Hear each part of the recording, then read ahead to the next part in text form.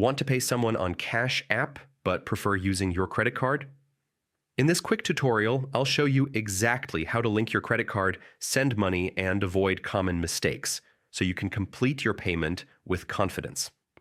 Stick with me until the end because I'll share a key tip that can save you time and frustration. Step 1. Link your credit card. First, open your Cash App and tap your profile icon in the top right corner.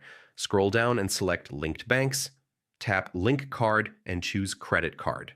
Enter your 16-digit card number, expiration date, CVV, and billing zip code. Confirm your details and Cash App will verify your card. If you don't see the credit card option, you may need to link a bank account or debit card first. Cash App sometimes requires that step to unlock credit card payments. Step 2, make the payment. Once your card is linked, go to the home screen and tap the dollar sign. Enter the amount you want to send, then tap Pay.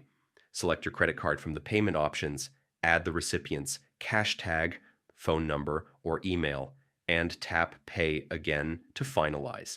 Important, Cash App charges around a 3% fee for credit card payments, so review the fee before you confirm. Step 3, add funds, optional if you'd rather load money first. Go to the Money tab, tap Add Cash, select your credit card, choose the amount, and confirm. This can make future payments faster.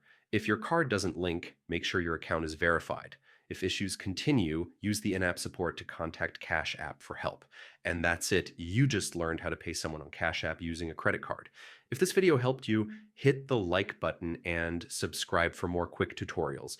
Check the description for extra tips and updates on Cash App fees, so you stay ahead of the game.